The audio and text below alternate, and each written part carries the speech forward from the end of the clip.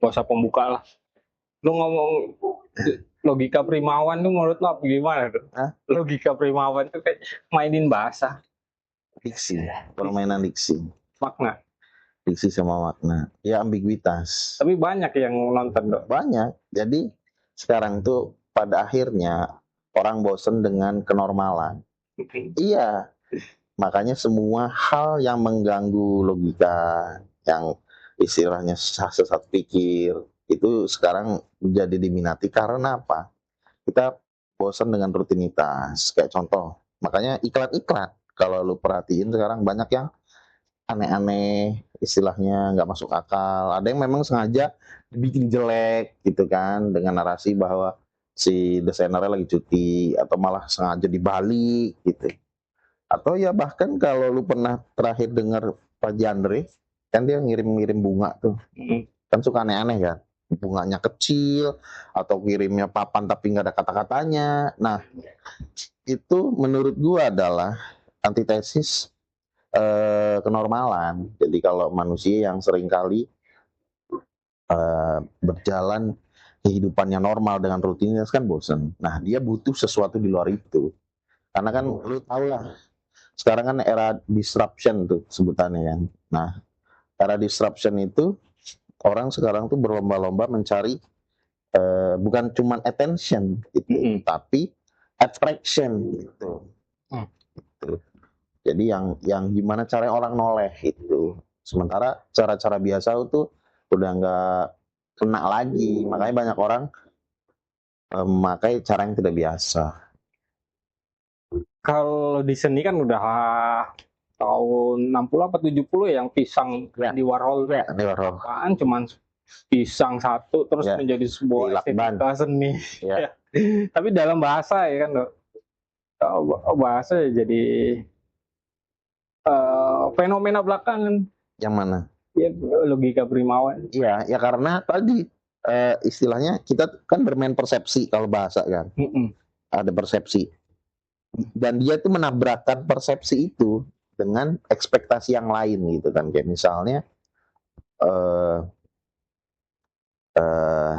gua pikir cuma gua doang nih yang bisa. Ternyata ular juga. Nah gitu-gitu. Jadi dia mencari sumber diksi yang secara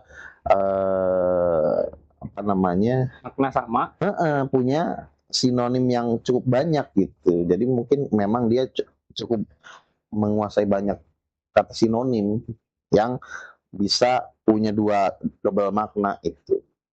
Kayak tadi kayak bisa ular, bisa macam-macam itu. Jadi yang dia karena diksi adalah kekuatan dia, maka sinonim adalah amunisi dia. Gitu. Kalau lu kaitin sama industri kreatif dalam dunia script writer atau naskah lah. Ya.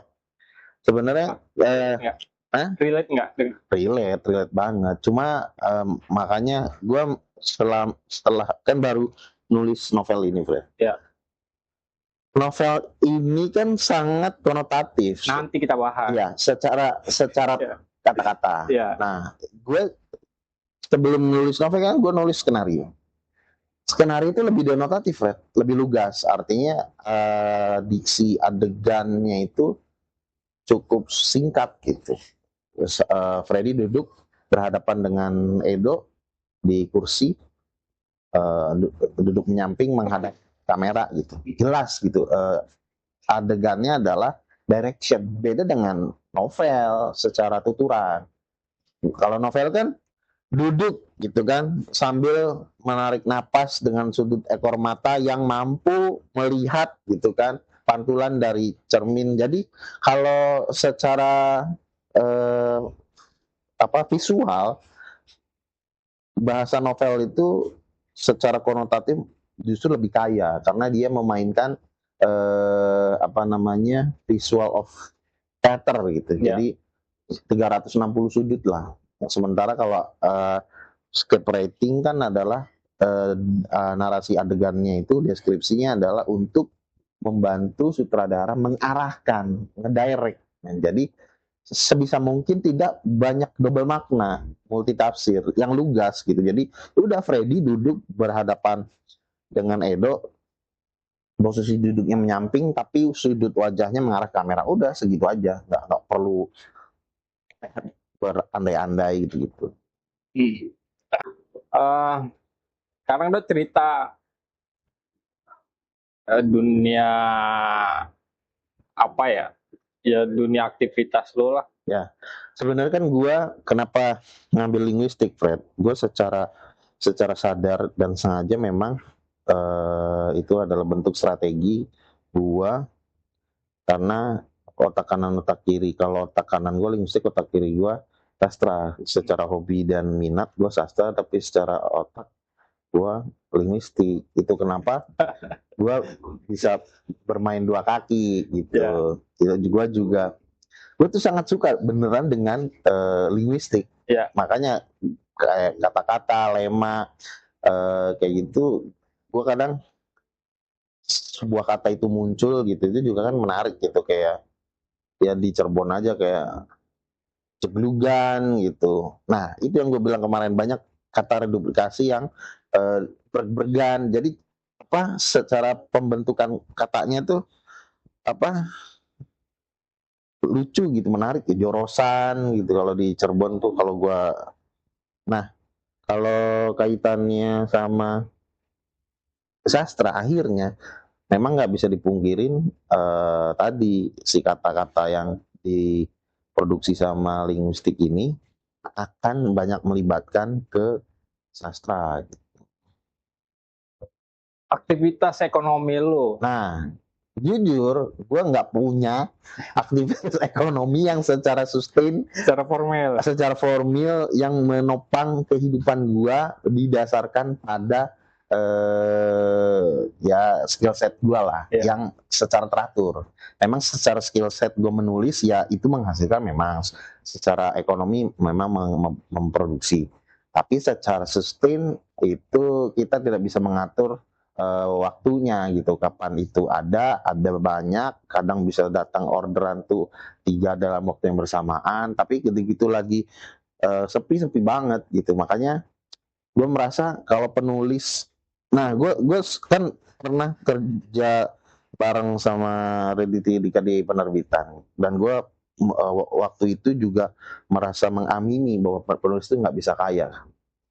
Iya, bahkan itu penulis tidak bisa kaya. Iya, penulis tidak bisa kaya. Bahkan Radit juga bilang kayak gitu kan. Karena apa? Penulis tuh nggak ada jenjang karir ke atas. Dia nggak bisa jadi manajer penulis, nggak bisa jadi pimpinan penulis, nggak bisa. Penulis ya hanya menulis. Makanya yang dilakukan oleh Radit juga menjadi ya role model gue lah untuk melakukan istilahnya survival mode-nya gitu, bahwa kalau kita tidak bisa naik ke atas, kita harus melebar ke samping. Jadi ketika gue jadi penulis, ya udah, ketika penulis gue harus melebar ke samping. Penulis apa lagi nih? Penulis skenario, apalagi nih penulis novel, apalagi nih penulis skrip, penulis kopi, penulis ghostwriter, semua gitu. Jadi akhirnya semua jenis penulis harus gue kuasain. Itu suatu modal yang sampai terakhir gue juga dapat orderan nulis lirik lagu.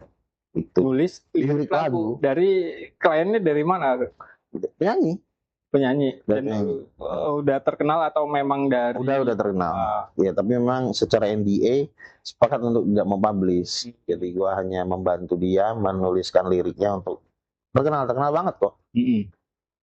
Nah, itu karena apa? Gue tahu si kata-kata itu. Nah, makanya sebenarnya kalau kita sebagai anak linguistik yang mungkin juga belum disadarin, gue belajar dari Komeng. Komeng itu ternyata dia mencatat diksi celetukan Komeng tuh, diksi celetukan Komeng tuh tidak lahir begitu aja, tapi dia mencatat tiap hari setidak-tidaknya kata Komeng tuh 5 atau 10 kata baru dicatat. Itu sebagai amunisi dia untuk nyeletuk gitu, kayak kanebo kering gitu, cantelan cangkir.